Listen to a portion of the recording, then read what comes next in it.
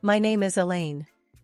I'm a 56-year-old doctor at our local hospital, a profession that has been both my calling and my refuge, especially since becoming a widow 2 decades ago. My life, outside of the hospital, revolves around my only son, Thomas, a 30-year-old who recently told me about his serious relationship with a girl named Clara. He described her in such glowing terms that I was both curious and eager to meet her. So, I invited them over for dinner. The day of their visit, I was a bundle of nerves. I wanted everything to be perfect. I prepared my signature dishes, a golden-baked chicken, sweet milk pudding, and a hearty salad with chicken eggs, amongst others. I hoped these familiar comforts would make Clara feel welcome. When they arrived, Clara was noticeably thin and somewhat pale, but I brushed off my initial concern, attributing it to nerves or perhaps a dietary choice I wasn't yet aware of. I greeted them warmly. "Welcome, Clara. It's so lovely to finally meet you," I said with a smile. "Thank you, Mrs. Elaine," Clara replied politely, though her voice was barely above a whisper. We settled in the living room for a bit before moving to the dining room. I could sense Thomas's excitement as he introduced Clara to my home. However, the atmosphere shifted drastically once we sat down for dinner. Clara's eyes widened in shock when she saw the baked chicken on the table. Her face contorted into a look of disgust as she exclaimed, "I can't believe you're serving this. I'm a hard vegetarian. I don't eat such things." Thomas turned beet red. "Mom, I'm so sorry, I should have told you about Clara's diet," he stammered. Clara cut in sharply, "Thomas, you're such a fool. How could you not mention something so important?" I was taken aback by her harsh words. It was uncomfortable to see Thomas being scolded like that. Quickly trying to remedy the situation, I offered, "Clara, I'm sorry about the misunderstanding. Perhaps you'd like to try some of the other dishes? Do they have any animal products? Eggs? Milk?" Clara interrogated, her tone accusatory. "Yes, they do," I replied, feeling a growing sense of unease. She slammed her hand on the table, pushing away the dishes. "I can't even stand the sight of them." Clara stood up abruptly and stormed out of the house, leaving Thomas to mutter an apology before running after her. Several months after the disastrous dinner, Thomas and Clara's wedding day arrived. Despite my reservations about Clara, I put on a brave face for my son's sake. The wedding, as I'd been forewarned, was entirely vegetarian. I had never been to a wedding like this before, and neither had most of our family. As I walked into the venue, I couldn't help but feel out of place. The decorations were beautiful, but the atmosphere was unfamiliar. Clara's friends, also vegetarians, mingled amongst themselves, discussing the virtues of their dietary choices. My sister, Martha, leaned over to me and whispered, "Elaine, have you seen the menu? I can't pronounce half of these dishes." I smiled wryly. "Just go with it, Martha. It's Thomas's day." The ceremony was lovely, but the reception was where things got interesting. The array of vegetarian dishes was certainly exotic. My relatives poked at their food with a mix of curiosity and apprehension. During the meal, my brother-in-law, George, a man never known for his tact, called a waiter over. "Excuse me, son, is there any chance we could get a steak or something? Just a small one?" The waiter, trying to remain polite, responded, "I'm sorry, sir. The menu is strictly vegetarian as per the couple's request." George grunted, "Well, I guess it's salad for dinner then." Despite the unfamiliar food, I tried to focus on the positive. Thomas looked genuinely happy, albeit a bit thinner than I remembered. As the evening progressed, I observed Clara. She was the center of attention among her friends, laughing and seeming in her element. Yet, there was an edge to her laughter, a sharpness that made me uneasy. A few days after the wedding, Thomas came to visit me alone. His appearance startled me. He had lost more weight and looked tired. "Thomas, are you all right? You've lost so much weight," I said, concern evident in my voice. He sighed, looking down at his hands. Mom, Clara's been, well, she's put me on a strict vegetarian diet too. Says it's non-negotiable. I was taken aback. But, Thomas, your job is physically demanding. You need a balanced diet. He shrugged helplessly. I know, Mom, but I want to make her happy. It's been hard adjusting. I watched him leave later, feeling a mix of sadness and frustration. Clara's influence over him was more profound than I had feared. My son, once so vibrant and full of life, now seemed a shadow of his former self. After several sleepless nights, filled with worry about Thomas, I decided it was time to take action. I couldn't stand by and watch my son's health deteriorate. With a heavy heart, I picked up the phone to call Clara, Thomas's wife. I hoped that as a doctor, I could express my concerns in a way that would resonate with her. Hello, Clara. It's Elaine, Thomas's mother. I hope I'm not calling at a bad time. I began, my voice as warm and friendly as I could muster. What do you want, Elaine? Clara's voice was cold, distant. I'm calling about Thomas, I said cautiously. I've noticed he's lost quite a bit of weight and seems very tired lately. I'm worried it could be related to his new diet. Clara let out a sigh, audibly annoyed. Look, Elaine, Thomas is perfectly fine. He's just adapting to a healthier way of eating. You're overreacting. I understand your perspective, Clara, but as a doctor, I see signs of nutritional deficiencies in Thomas. He works a physically demanding job, and a strict vegetarian diet without proper planning can lead to health issues.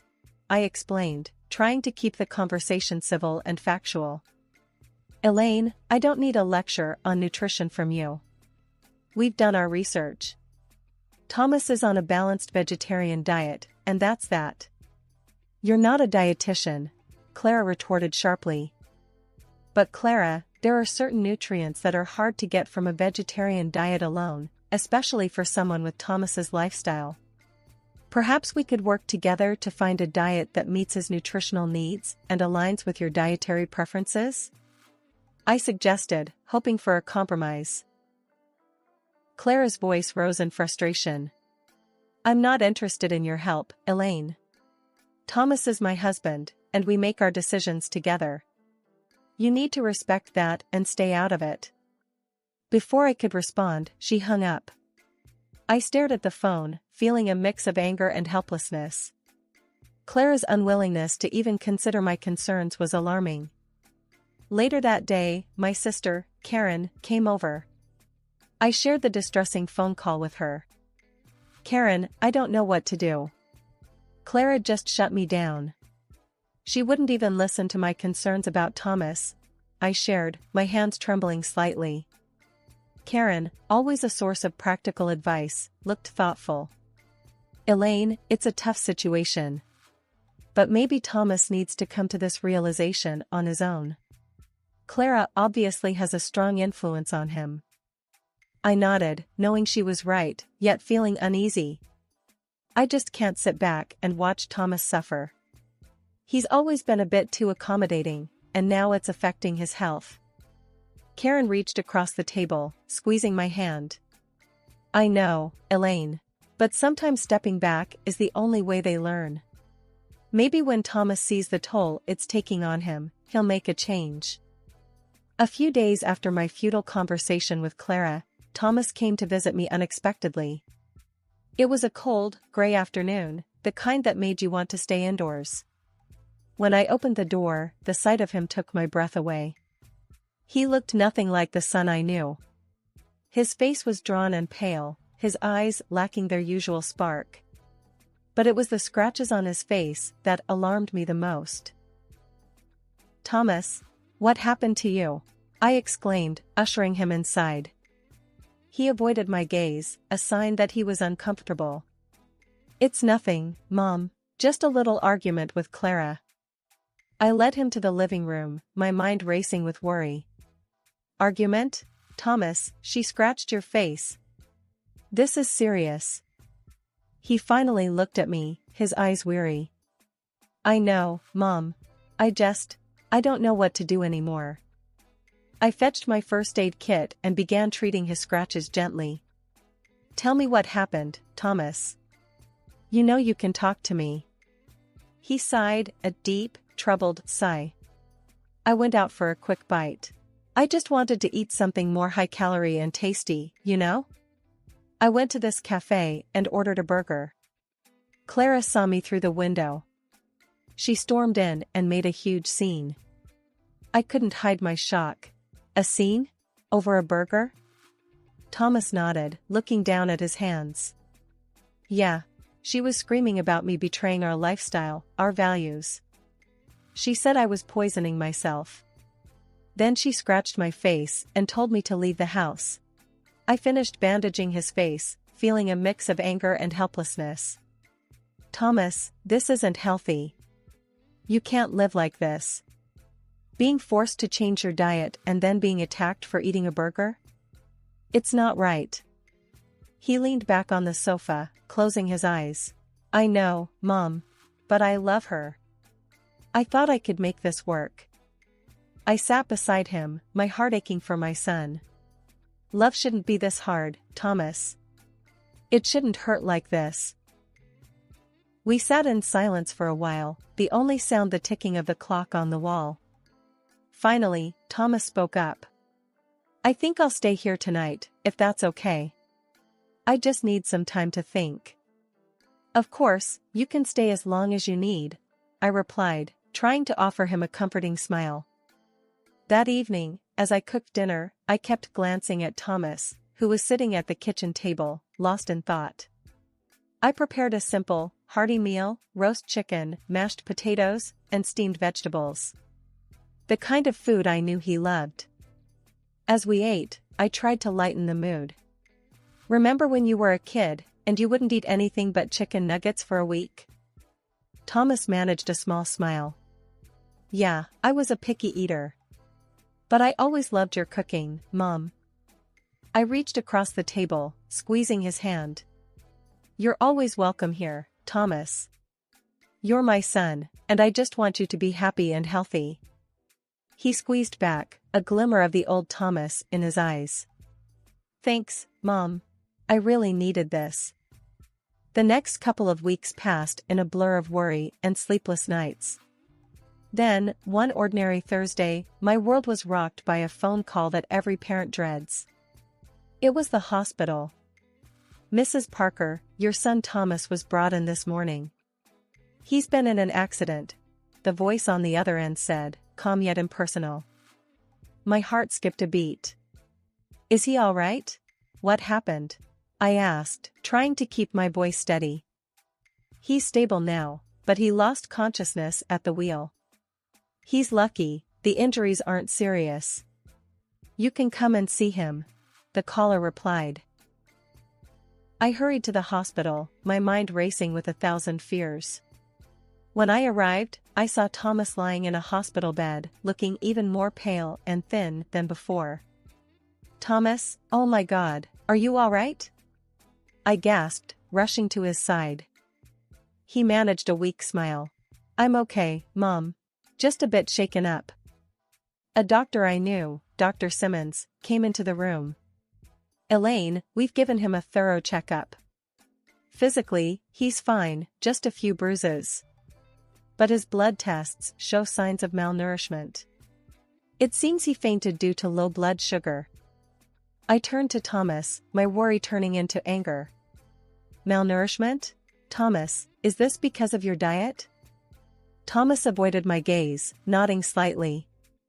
I guess I haven't been eating properly. Clara's been so strict about the diet. I turned to Dr. Simmons. Can we make sure he gets a proper meal here? Something substantial? Of course, Elaine. We'll take care of him, Dr. Simmons assured me. I sat by Thomas's bed, holding his hand. Thomas, this has to stop. You could have been killed. All because of this diet. Thomas sighed, a look of resignation on his face. I know, Mom. I just wanted to make Clara happy, But not at the cost of your health, Thomas. This isn't just about food, it's about control. She can't dictate what you eat to this extent, I said, my voice firm but filled with concern. He looked away, his eyes filling with tears. I love her, Mom. I thought love was about compromises. Compromises, yes. But not like this. Not when it puts you in danger, I replied, squeezing his hand. We sat in silence for a while, the beeping of the heart monitor the only sound in the room. Thomas eventually drifted off to sleep, exhausted from the ordeal. I tried to call Clara, but she didn't answer the phone. Maybe she was afraid of my reaction to what had happened, or maybe she didn't care. After Thomas was discharged from the hospital, I insisted he stay with me for a while. Clara didn't mind. At least she didn't reply to my message. Thomas needed proper care, and I wanted to make sure he got back on his feet, both physically and emotionally. The first evening at my house, I prepared a hearty meal. As I set the table, I could see Thomas eyeing the food with a mix of hunger and hesitation. Mom, this looks amazing, but I don't know if I should.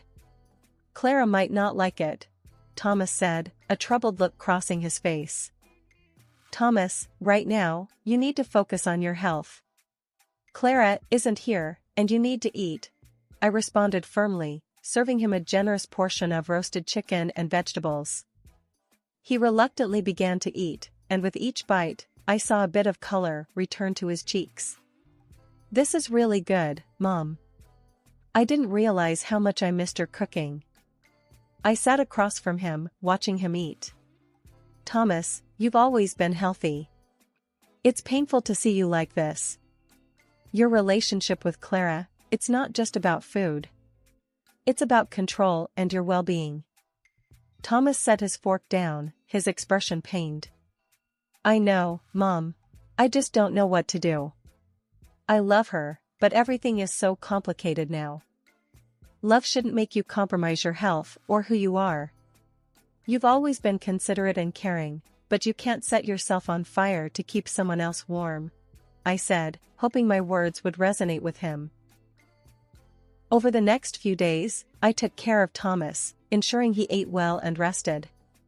We talked a lot, about everything and nothing.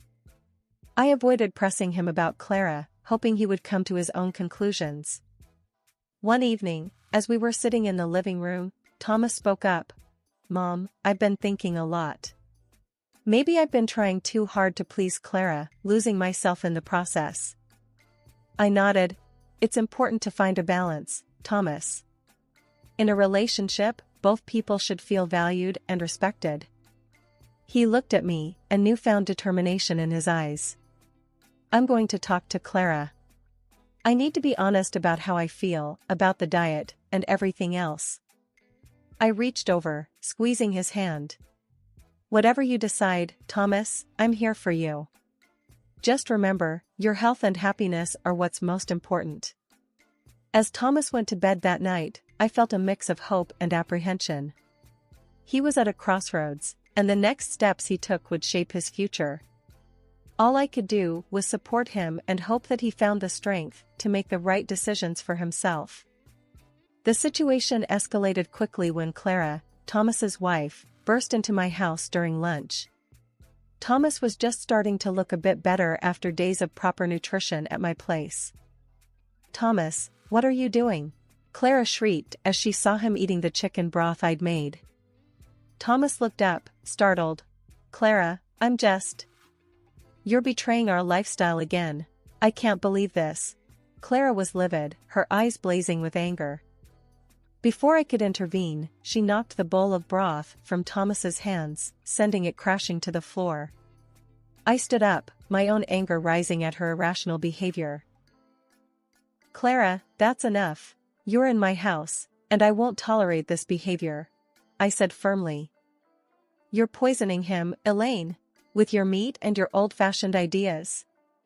Clara shouted, turning her wrath towards me. Thomas tried to calm her down. Clara, please, let's just talk about this. Ignoring him, Clara pulled out her phone. I'm calling the police. I won't let you harm him any further. Thomas and I exchanged a look of disbelief as Clara dialed. Within minutes, a police car pulled up outside, and 2 officers came to the door.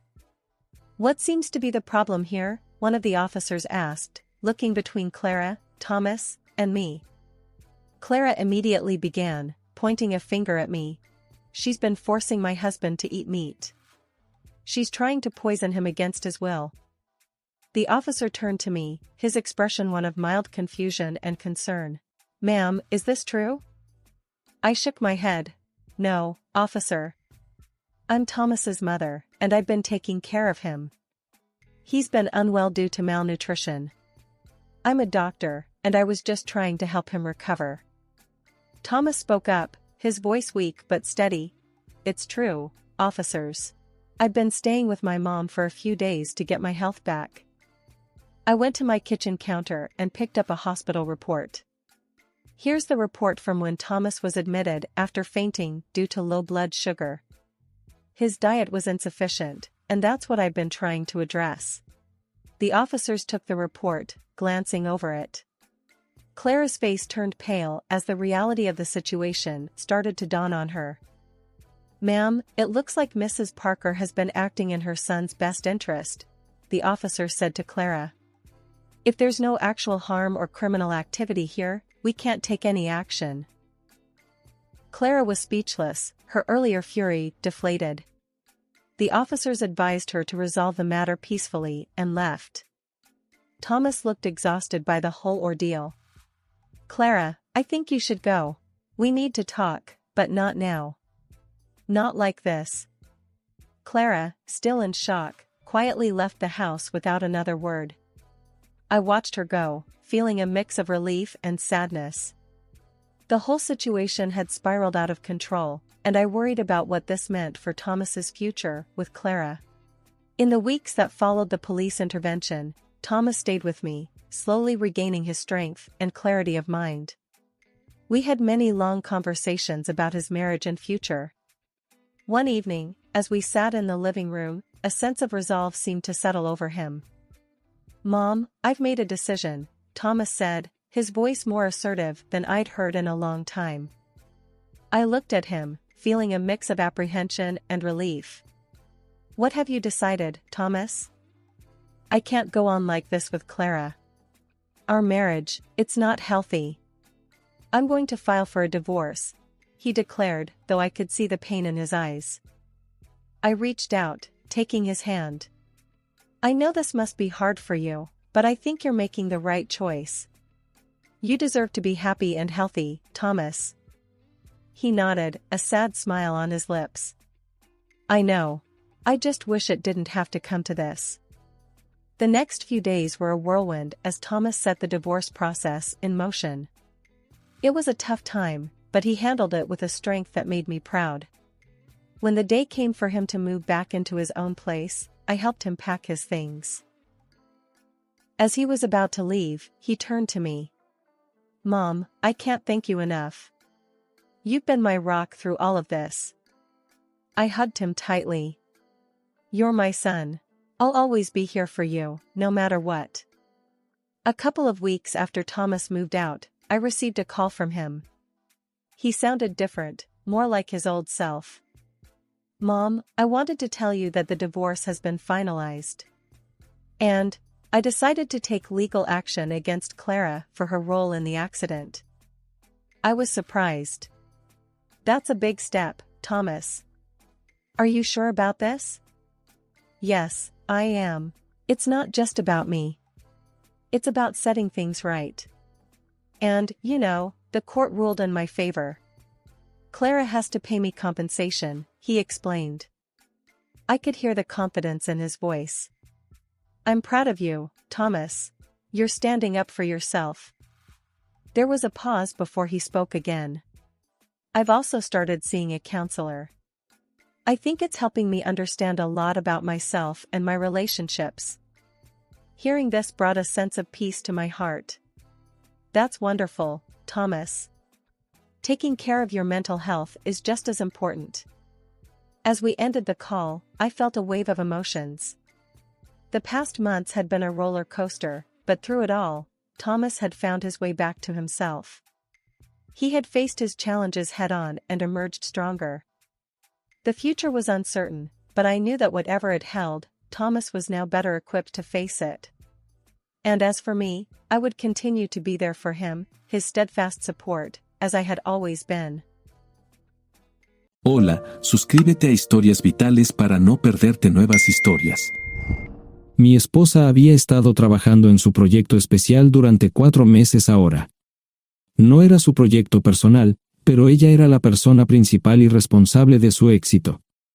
El proyecto estaba diseñado para salvar a su empresa, Bixler Enterprises. Los últimos 4 meses habían sido difíciles porque se vio obligada a trabajar duro.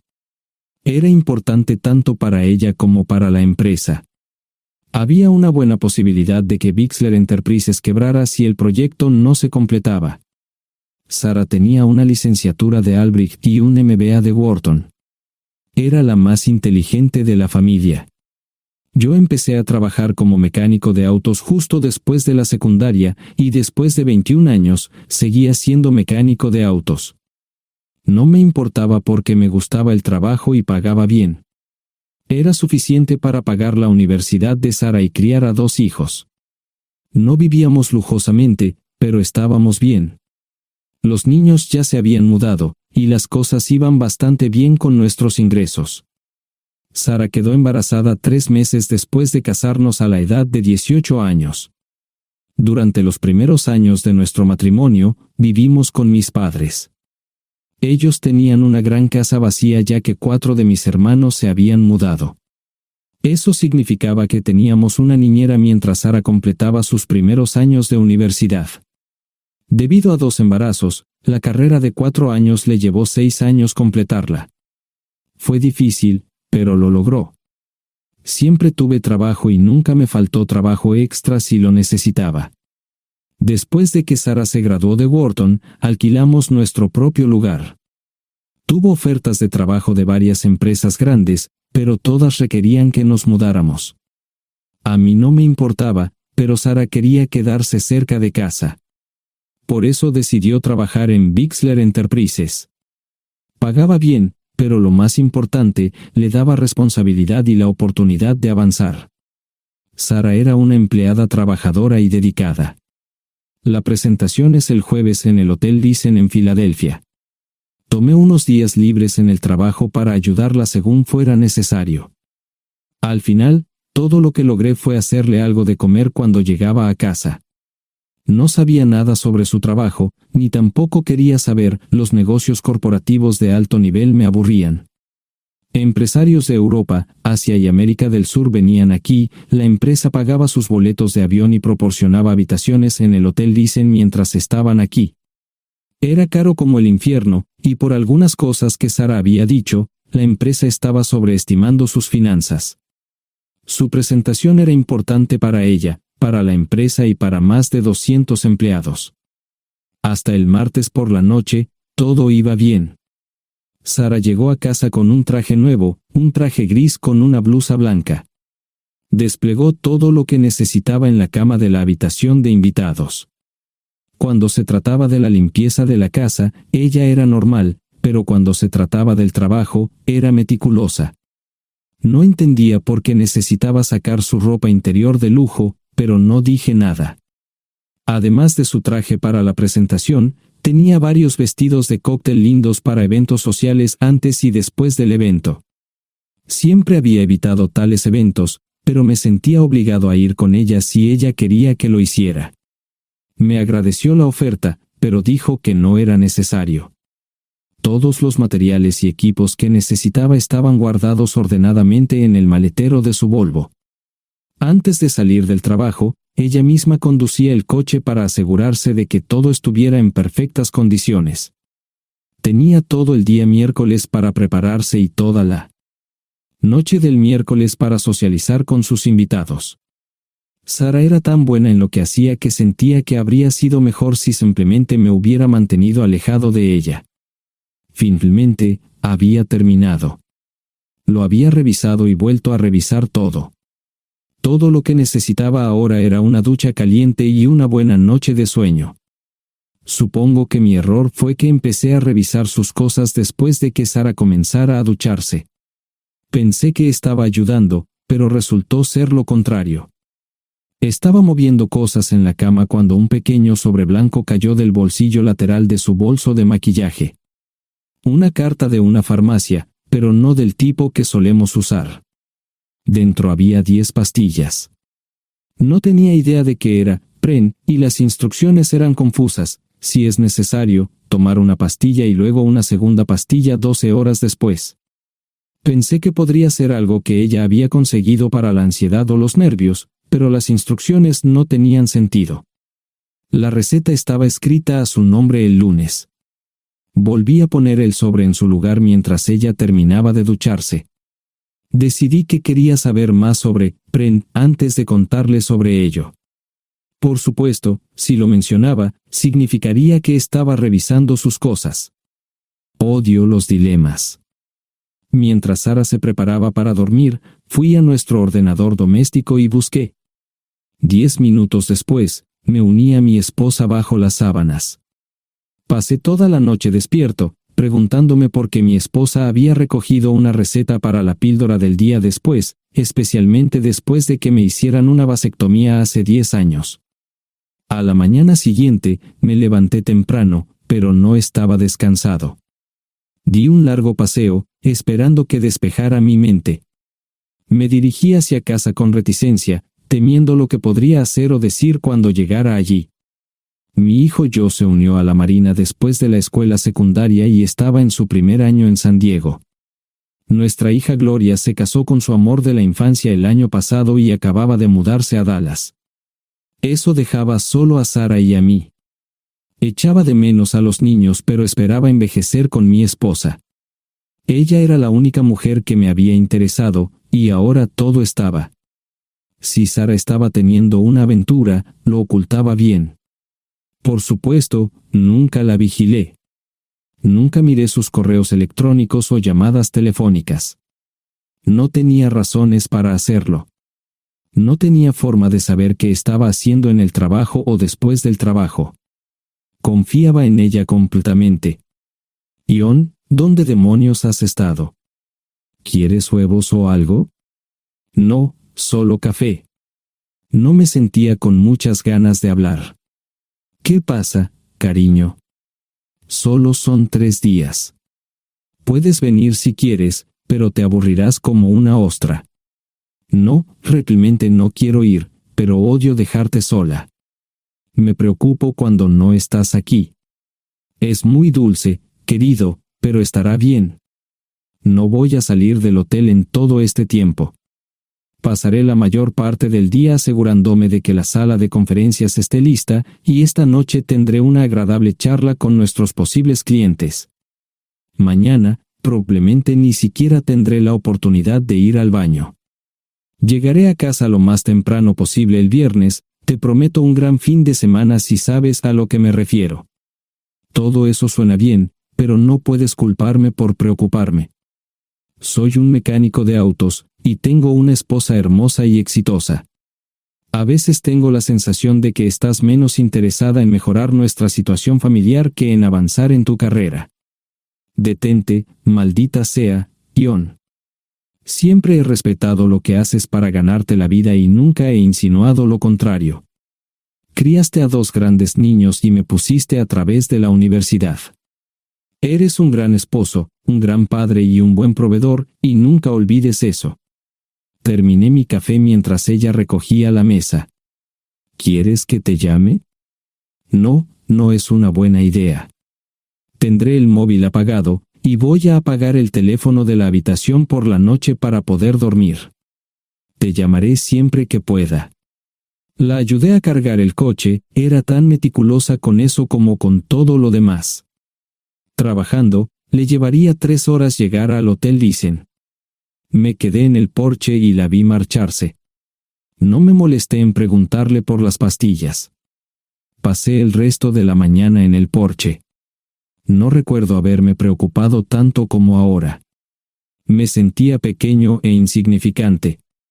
Me sentía fuera de mi liga. Era un tipo de pueblo con un trabajo mediocre y una esposa exitosa. Era una combinación equivocada. Debería haberlo notado antes. Me sentía estúpido. El mejor traje que tenía era una chaqueta azul y un par de pantalones. Al menos tenía algunas corbatas, aunque tenían 10 años de antigüedad. Acababa de terminar de vestirme cuando sonó el teléfono fijo. Oye, cariño, solo quería avisarte de que llegué bien. ¿Tuviste un buen viaje? Supongo que el tráfico no estaba demasiado denso. Estuvo bien. Te llamaré esta noche. Ahora tengo que irme. Estoy en la habitación 714, Sara. Puedo estar en casa de mis padres o en la de mis hermanos esta noche si quieres llamarme a mi móvil. De acuerdo. Suena el teléfono móvil. Te quiero, tengo que irme. Me tomé mi tiempo para llegar a Filadelfia. No fui directo al Lisen, primero me detuve y compré un filete con queso. Prometí hacer una larga noche. No estaba seguro de qué iba a hacer. Estacioné en el garaje del hotel y simplemente esperé. Tarde o temprano, tenía que entrar en el hotel. Simplemente no podía decidir cuándo hacerlo. El sonido de mi teléfono celular me ayudó a tomar mi decisión. Ion, solo quería avisarte de que todo se ha arreglado. Ahora voy a bajar para encontrarme con algunas personas y cenar. No olvidaste nada, ¿verdad? No, todo está bien. Tengo todo en mi habitación para mañana. ¿Necesitas algo? No, Ion, relájate. Voy a apagar mi teléfono. Te llamaré mañana por la mañana. ¿De acuerdo? Ríe, diviértete.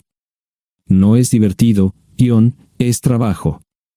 No parecía estar demasiado fuera de lugar. El vestíbulo, el restaurante y las salas de conferencias estaban llenos de gente, así que pude pasar desapercibido. Había un folleto pequeño y bonito que mostraba el diseño de todas las habitaciones del hotel. Me paseé por las diferentes habitaciones y me detuve en las paredes, mirando alrededor entre la multitud. No tenía ni idea de qué haría si Sara me veía. Lo averiguaría si y cuando eso sucediera. Encontré un tablero de eventos que enumeraba todas las habitaciones que estaban siendo utilizadas por los diversos grupos. Bixler Enterprises no tenía habitaciones disponibles para el miércoles por la noche. Esto me pareció interesante. Sara había dicho que no iba a salir del hotel, pero ahora no estaba tan seguro de eso. Había 3 comedores, familiar, informal y de alta cocina. A Sara no le gustaba mucho cenar con niños, así que fui primero al comedor informal. Solo me llevó 5 minutos asegurarme de que no estaba allí. Tuve mejor suerte en el salón gourmet, era una acogedora mesita encajada en la esquina, el tipo de mesa que la gente reserva para tener un encuentro privado. Sara llevaba un vestido de cóctel negro con un escote pronunciado y perlas, se veía elegante y su acompañante parecía apreciarlo. Conocía a algunas personas con las que trabajaba Sara, y él no era una de ellas. Me resultaba familiar, pero no había forma de que pudiera recordarlo.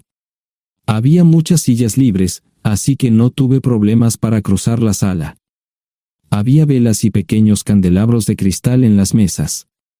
Apagué la mía y le dije al camarero que me molestaba por el glaucoma. Pedí el plato de pollo de siempre y me acomodé. El camarero me sirvió el café por tercera vez. Disculpe, el tipo en la mesa de enfrente me parece muy familiar. ¿Sabes quién es? Sí, ese es Malcolm Eugene Foote. Es miembro del Consejo Municipal, se espera que se postule para el Congreso en los próximos años. ¿Es esa su esposa con él? Es muy bonita. No, esta es la primera vez que la veo. Siempre usa esa mesa para señoras especiales, si me entiende. Simplemente le sonreí y pedí la cuenta. Nunca había visto a Sara tan sensual con un hombre antes. Parecía captar cada palabra que decía, como si fuera Dios o algo así. No estaban haciendo nada inapropiado, pero tampoco era platónico ni profesional. Cuando me fui, estaban terminando su segunda botella de vino. Ahora entendía por qué se había llevado su lencería elegante. Me acomodé en una esquina del vestíbulo para que no me vieran. 10 minutos después, salieron del restaurante. Ella le tomaba la mano mientras caminaban por el vestíbulo hacia el ascensor. Observé cuidadosamente los indicadores de piso. Que el ascensor se detuviera en el tercer piso era una buena señal, significaba que no lo había llevado a su habitación. Era una mala señal cuando el ascensor no llegaba al séptimo piso, significaba que ella fue a su habitación. Por si acaso me equivocaba en algo, me senté en el vestíbulo y observé el ascensor durante 1 hora. La gente entraba y salía, pero Sara no estaba entre ellos. Saqué mi maleta vacía del coche y me dirigí al mostrador de recepción. Aunque podía demostrar que era su esposo, me costó trabajo conseguir una tarjeta llave. Se dieron después de llamar a la habitación, pero nadie respondió. Finalmente, estaba en camino a la habitación 714 con la tarjeta llave. Ni siquiera encendí las luces al principio, simplemente me senté en la oscuridad de la habitación durante más de 1 hora. No fue difícil asegurarme de que no regresara a la habitación. Primero, empacé todas sus ropas y pertenencias personales. No dejé nada atrás. Revisé el paquete de Preven, todavía quedaban 10 pastillas en el tocador. De manera muy ordenada, estaban todos los artículos que necesitaría para su presentación al día siguiente. Comencé a llenar la maleta. Había 24 carpetas promocionales especialmente encuadernadas y otras 20 carpetas regulares, todas ellas fueron a la maleta. Un proyector digital fue lo siguiente, seguido de una computadora portátil. Tomé su bolso y su celular, que había dejado en la habitación. Todo lo que tenía consigo era un bolso de mano y probablemente un tubo de lápiz labial. Di una vuelta por la habitación tan cuidadosamente como lo hizo ella para asegurarme de no perder nada. Una vez satisfecho, dejé las llaves del coche y mi anillo de bodas en el tocador. Aparte de esos 2 objetos, la habitación estaba completamente vacía. El ascensor se dirigió directamente al estacionamiento, no tuve problemas para llevar 2 maletas, y 20 minutos después, estaba en la autopista rumbo al norte. Pasaban las 3 de la madrugada, no tenía idea de que había pasado tanto tiempo. 1 hora o 2 después, sonó mi teléfono celular, la identificación de llamadas mostraba el número del Listen. ¿Ion? Sí, ¿dónde estás? Estaré en casa pronto. Eso fue todo lo que dije. Hubo silencio en el otro extremo de la línea. Los vendedores tienen un viejo dicho, el primero que habla pierde. Pareció una eternidad antes de que ella hablara. Ion, lo siento. No preguntó nada y simplemente colgó. Apagué mi teléfono, era obvio que había regresado a su habitación. Más tarde ese día, tenía que dar una presentación que salvaría a su empresa y le daría un ascenso. Metí las maletas en el desván del garaje. Sara nunca iba allí y nunca pensó en buscar algo allí. Por supuesto, en este punto, estoy bastante seguro de que no importaba. Primero, recogí todas mis ropas y pertenencias personales. La mayoría de los hombres tienen sus propias herramientas, generalmente es un requisito para el trabajo. Pasé por la tienda, cargué las mías en el Subaru y recogí mi último cheque de pago. Para entonces, los bancos ya estaban abiertos, no tuve que hacer ninguna manipulación financiera complicada. Simplemente retiré todo el dinero de mis cuentas. Almorcé en Hagerstown, Maryland. Tenía suficiente dinero para vivir durante unos años, pero sabía que estaría buscando trabajo muy pronto. Sara y yo éramos parecidos en eso de que a ambos nos encantaba trabajar. La voy a extrañar. Pasé un par de horas en las cuevas del Uray y alquilé una habitación cerca de Whitewell. No tenía idea de qué iba a hacer. Era sábado, y me encontré sentado en el acuario de Chattanooga, observando la naturaleza que nunca había visto antes. Pasé unas horas simplemente relajándome y decidí que era un buen lugar para estar. Compré un pase anual para el acuario y, para la hora de la cena, tenía un lugar donde quedarme. Era un remolque móvil en el parque, pero estaba amueblado y era económico. No necesitaba mucho. La primera cosa que haría el lunes por la mañana sería conseguir un trabajo. Un buen hombre de mantenimiento siempre puede conseguir un trabajo, especialmente si está dispuesto a trabajar duro. Podría permanecer discreto hasta que fuera el momento de renovar mi licencia de conducir o las etiquetas del coche, me preocuparé por eso cuando llegue el momento. El domingo por la tarde, llamé a Gloria. Me sentí obligado a informarle sobre lo que estaba sucediendo, pero Sara ya se lo había contado. Fue bastante franca con Gloria sobre lo que había pasado, dijo que había engañado, que la sorprendí, que me fui y que ella perdió su trabajo. Me sentí mal porque ella perdió su trabajo, pero ese era el precio que tenía que pagar. Le pedí a Gloria que le dijera a Josh lo que estaba sucediendo la próxima vez que hablara con él. También le dije que la llamaría aproximadamente una vez al mes para verificar cómo iban las cosas. No le dije dónde estaba. Para el mediodía del día siguiente, tenía un trabajo. En realidad, estaba a poca distancia del parque de remolques, con el Waffle House a mitad de camino. ¿Qué más podría querer un hombre? No sé cómo manejaron el papeleo, pero me estaban pagando $20 por hora sin hacer preguntas. Estaba feliz, y ellos también. Ni siquiera tendría que tocar el dinero que traje conmigo. Unos 2 meses después, Gloria me informó que Sara se había mudado de la casa y estaba viviendo con sus padres. Gloria no sabía nada más, pero estaba feliz de que estuviera estable y le estuviera yendo bien. Josh me llamó desde San Diego solo para informarme que iba a hacer un crucero. Era técnico en aviónica en un portaaviones, intentó explicar qué hacía exactamente, pero estaba más allá de mi comprensión. Nunca supe mucho sobre cosas técnicas.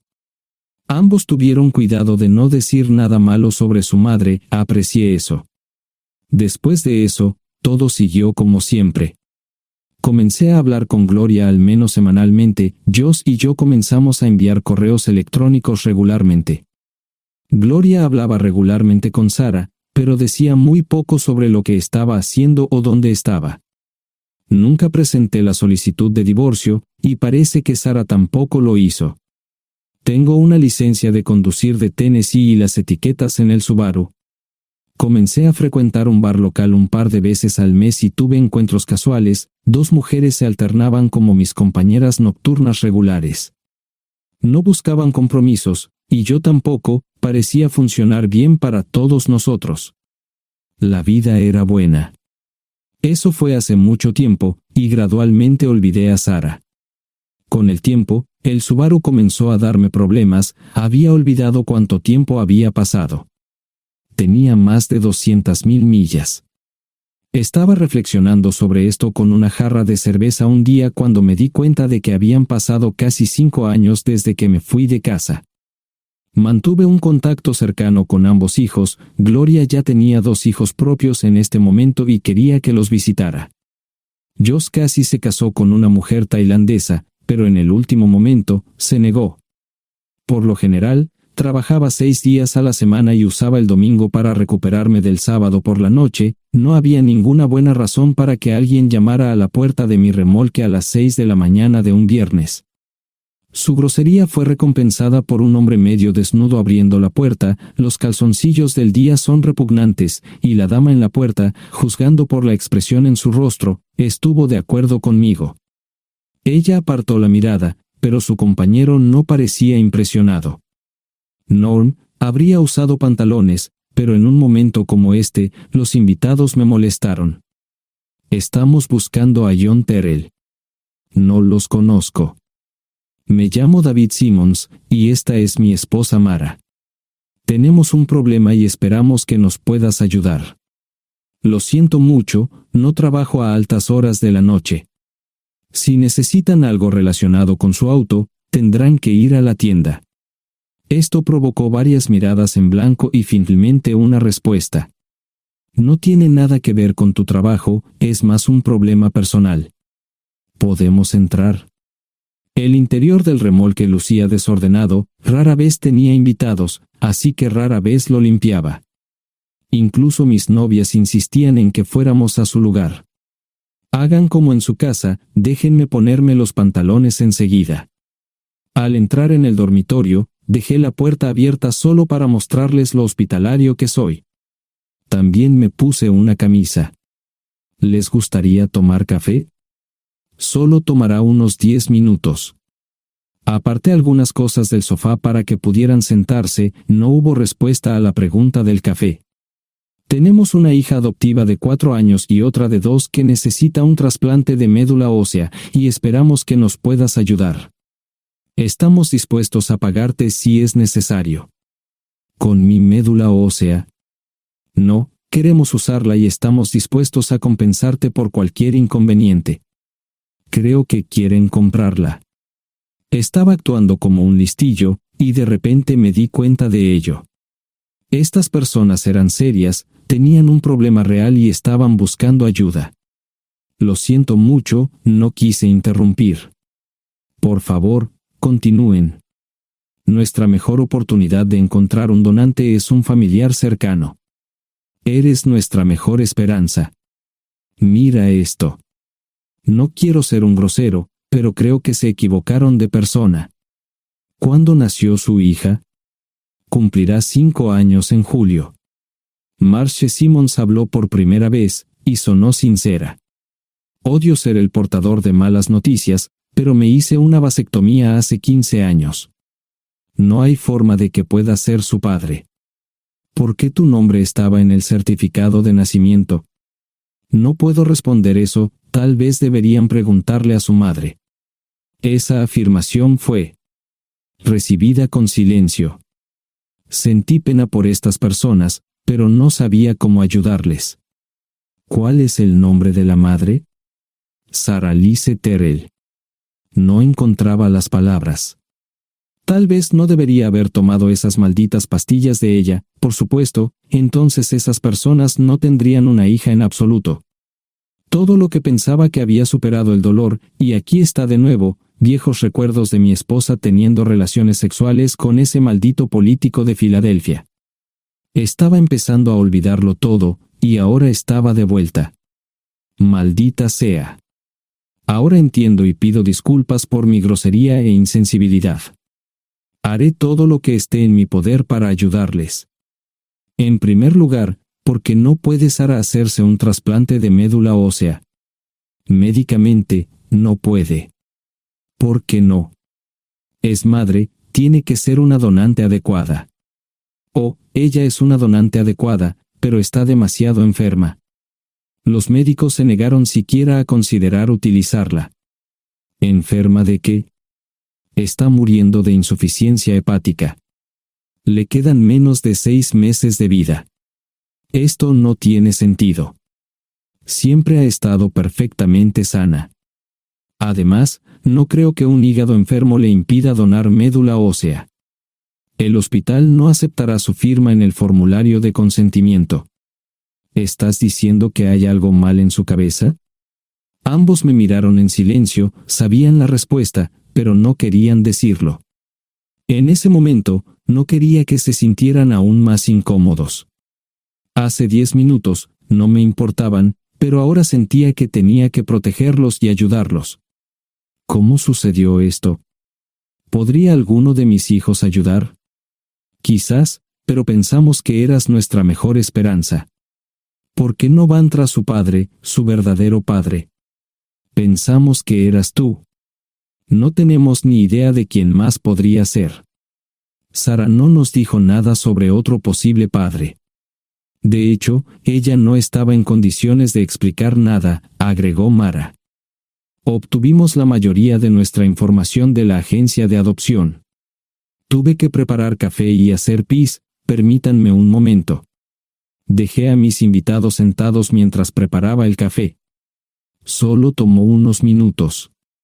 Mientras se preparaba, fui al baño, algo que necesitaba hacer urgentemente. Traté de ser discreto, ya había avergonzado lo suficiente a Mara. ¿Dónde viven? En Westchester, Pensilvania. Les haré una oferta. Si les digo quién es el verdadero padre de su hija, deben prometerme que lo perseguirán sin descanso hasta obtener lo que desean. ¿De qué estás hablando? El padre de su hija es un político prominente en Pensilvania. Por supuesto, negará todo y probablemente les proporcionará documentos legales para detener sus esfuerzos. Si acuerdan presionar lo suficiente para que él admita que la niña es suya, podrán avergonzarlo y obligarlo a hacerse un trasplante de médula ósea. Eso es lo que quieren, ¿verdad? Sí, claro, pero ¿cómo hacemos eso? No lo sé. Soy mecánico. Trabajo con metal para ganarme la vida. Creo que la mejor manera sería utilizar la televisión, la radio y los periódicos. Los políticos harán cualquier cosa para evitar una mala publicidad. ¿Tienen amigos que puedan ayudar? Bueno, ahora ambos estaban sonriendo. Debo haber dicho algo que les dio esperanza. Creo que podemos hacer esto. ¿Quién demonios es él? Malcolm Eugene Foote. Se postula para el Senado de los Estados Unidos. Apuesto a que hará cualquier cosa para evitar una mala publicidad. El café estaba listo, pero David y Marchen no podían esperar para llegar a casa. Antes de irse, les dije cómo ponerse en contacto con Gloria y Josh en caso de que los necesitaran. Estaba seguro de que ayudarían. También les pedí que me dijeran dónde estaba Sarah. Probablemente estaría en Pensacola antes de que ellos regresaran a Westchester. Me corté el pelo y compré una camisa nueva.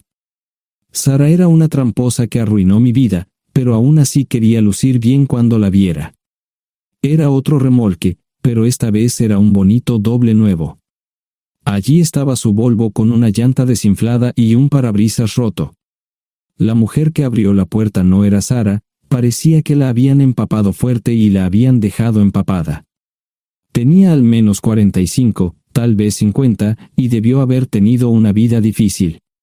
La falta de maquillaje no ayudaba, y simplemente se veía horrible. No tuve la oportunidad de abrir la boca. Caray, si no es John Terrell. Nunca esperé verte aquí. Tuve que usar la vieja línea, me estás poniendo en desventaja. Sherry Hart. Pasa, entra. ¿Quieres una cerveza? No, pero gracias. Estoy aquí para ver a Sarah. Sherry cruzó la habitación y se detuvo en el buffet del comedor. Aquí está, John. Mírala todo lo que quieras. Su mano señalaba una urna de latón que estaba en el centro del buffet vacío. Supongo que llegué demasiado tarde. No me moví, solo me quedé mirando el contenedor frente a mí. ¿Puedo tomar una cerveza ahora?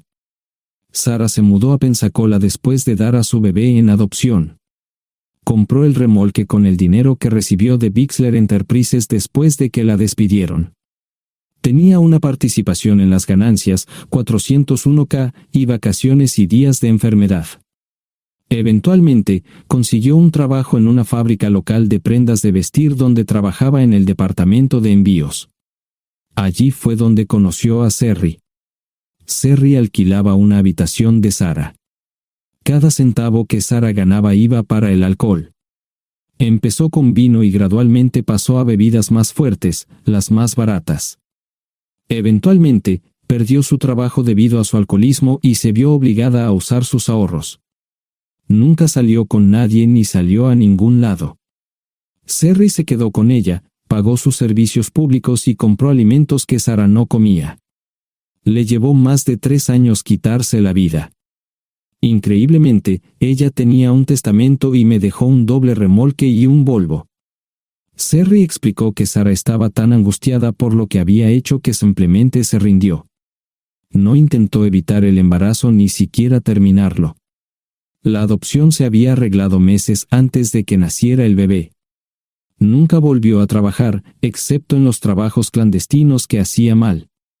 Sherry dijo que Sarah no parecía tener ambición ni propósito en la vida. Sarah hablaba mucho de mí pero tenía miedo de intentar contactarme. Gloria le dio mi número, pero nunca me llamó. Era como si su aventura de una noche la hubiera lastimado más a ella que a mí. Estuve allí durante 2 semanas y luego vendí el remolque de Serry por $1 y obtuve $3,000 por el Volvo. 2 días después, estaba en Westchester visitando a mis nuevos amigos David y Marche. Malcolm Eugene Foote resistió al principio, pero David y Marche lo presionaron hasta que cedió. Insistió en pruebas de ADN, que demostraron que era el padre. Para salvar la cara, más o menos lo obligaron a someterse a un trasplante de médula ósea, que fue exitoso. La carrera política y la vida familiar de Malcolm no dejaron una impresión favorable.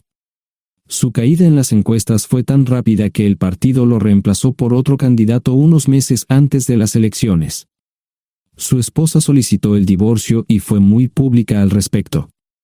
Sara y yo estamos viajando ahora a Dallas para ver a Gloria y a mis nietos. No sé cuánto tiempo mantendré a Sara conmigo, probablemente hasta que tenga a alguien.